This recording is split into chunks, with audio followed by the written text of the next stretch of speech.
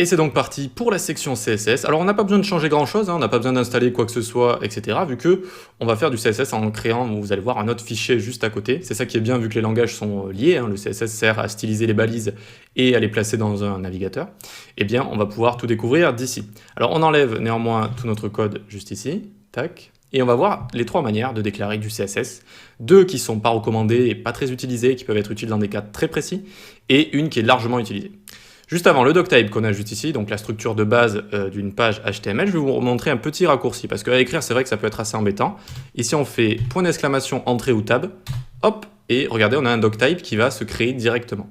Alors, tous ces raccourcis que je vous montre, enfin, beaucoup de raccourcis, notamment quand c'est des raccourcis de code, comme on a vu précédemment, par exemple, vous savez, en faisant div, entrée ou tab, comme ça, c'est avec une extension qui s'appelle Emmet, et qui a en fait été tellement populaire parmi les développeurs qu'elle a été intégrée de base dans VS Code, et dans d'autres éditeurs, je crois dans PHP Storm, et dans quelques autres éditeurs, et puis de toute façon, elle est disponible dans tous les éditeurs, d'accord? On va dans les extensions, et on peut l'installer si elle n'est pas directement installée. Ici, on peut voir qu'elle est directement installée, parce qu'on peut aller dans Preference Settings, et voir dans Extensions, ici, Emmet, alors qu'on ne l'a pas installé, voilà. Donc Emmet, ça permet de faire ce genre de raccourcis qui sont quand même très intéressants. On va voir ce que sont ces balises méta tout de suite. Et ça permet aussi de faire des choses sympas, par exemple div avec un point puis ma classe, on appuie sur entrée ou sur tab et ça fait une div comme ça. On verra dans la prochaine vidéo ce que sont que les ID et les classes. Donc ici, ça nous a créé un doctype, super, c'est hyper rapide, on est content, mais il y a quelques petites choses qui sont rajoutées. Déjà, il y a un attribut ici, langue, donc c'est pour la langue, hein, tout simplement. Ici, de base, ça met anglais, vu que mon VS Code, il est en anglais. On peut mettre FR si vous faites un site sur FR, et on peut mettre d'autres choses, on verra ça dans l'accessibilité pour rendre ça accessible aux gens du monde entier pour qu'ils puissent choisir notamment. Ensuite, les balises méta, ça va être des informations sur notre site, des informations. UTF-8, c'est l'encodage de nos caractères, c'est-à-dire de tout ce qu'on a sur notre clavier, eh bien, on va être encodé avec UTF-8, notamment l'alphabet latin, certains symboles. Donc voilà, c'est tout ce qui est utilisé par tout ce qui est les sites occidentaux, Amérique, etc., les sites en anglais également. Mais ce charset ici va être différent, par exemple, pour les sites japonais, pour les sites chinois, pour les sites indiens, d'accord, qui vont utiliser, les sites arabes aussi, qui vont utiliser des caractères différents. C'est ça, UTF, d'accord, UTF-8. Alors là, Meta Name Viewport, ici, ça va être tout ce qui est responsive, notamment ici, width est égal device width. Device, c'est l'appareil avec lequel on va utiliser un site, et notamment si vous allez directement sur un site avec un téléphone portable, ça va prendre la largeur directement du téléphone portable, ok? Et initial scale est égal 1, c'est-à-dire le niveau de zoom de base, vous savez, comme ça, tac.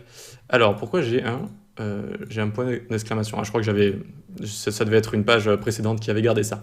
Bref, du coup, le niveau de zoom, vous savez, quand vous zoomez avec la molette, notamment, vous voyez là, je suis à 500%, hop, là, je reviens à 100%, et bien tout simplement, ça dit qu'on démarre tout le temps du niveau de zoom de base à 100%. Voilà, c'est ça que ça veut dire.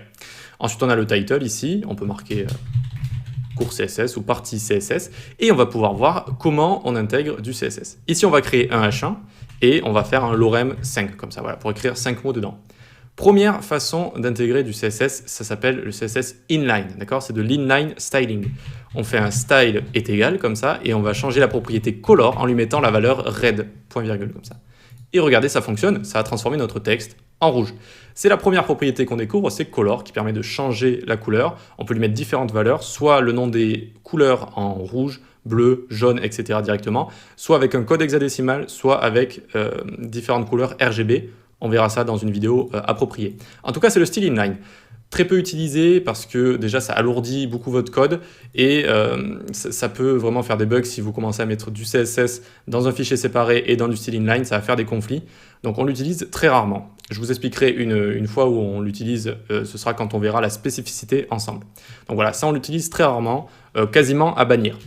Ensuite, on a une seconde manière de faire. On peut aller dans le head ici. On peut aller dans le head et on va faire une balise style. Et ici, je vais prendre mon H1, je vais le sélectionner avec un sélecteur, j'ouvre les accolades et je fais color red comme ça. Et ça fait exactement la même chose, d'accord? Mais vous l'aurez compris, les pages HTML vont devenir très grandes avec des vrais sites. Hein. Vous pouvez avoir des milliers, des dizaines de milliers de lignes. Et pareil pour les fichiers CSS. Donc si vous commencez à avoir un fichier CSS juste au-dessus d'un fichier HTML, ça va être insupportable de scroller, de retrouver des éléments, etc. etc. Donc ça aussi, ça c'est à bannir, on l'utilise vraiment quasi jamais. Ensuite, la troisième façon, et celle qu'on utilise beaucoup plus largement, c'est de créer des fichiers CSS. Alors on va venir ici, tac, on ouvre ça, hein, et on fait un nouveau fichier, et on va l'appeler style.css. Style.css, très bien. On a créé notre fichier, et ici on va venir sélectionner avec un sélecteur, d'accord? Donc ça, c'est vraiment un sélecteur. On sélectionne d'abord l'élément HTML qu'on veut. On ouvre les accolades. On utilise une propriété, la propriété color, et on lui met une valeur, d'accord? Une valeur. Et ça s'appelle une déclaration. C'est votre première déclaration, si vous voulez. Ici, vous voyez que ça ne fonctionne pas. Ça ne fonctionne pas, pourquoi? Parce qu'on n'a pas encore lié notre fichier CSS, alors je dézoome un peu quand même, à notre index HTML. Il est dans le même dossier, ça on est d'accord, mais il n'est pas lié à l'index HTML. Pour le lier, on doit utiliser ici, link ici, tac, on peut appuyer sur entrée ou sur tab. Ça va nous écrire link rel est égal style sheet. Style sheet, c'est une feuille de style, d'accord? Donc, si vous voulez, ça veut dire qu'on est en train de lui lier une feuille de style. Et le href, c'est le chemin de notre feuille de style. Où elle se trouve ici, notre feuille de style? Elle est exactement au même endroit. On peut écrire ici style.css, tac, et regardez, c'est bon, ça fonctionne, d'accord? On est exactement au même niveau. On peut écrire soit style.css, soit /style.css, ça fait exactement la même chose. Ça veut dire que là, on est exactement au même niveau. Mais quand on est au même niveau, on peut aussi omettre ça. Et donc, on écrit comme ça, style.css, nous sommes au même niveau. Et maintenant, c'est lié. Et on a d'un côté notre style CSS, qu'on va pouvoir écrire tout le CSS qu'on veut tranquillement, le segmenter comme on veut.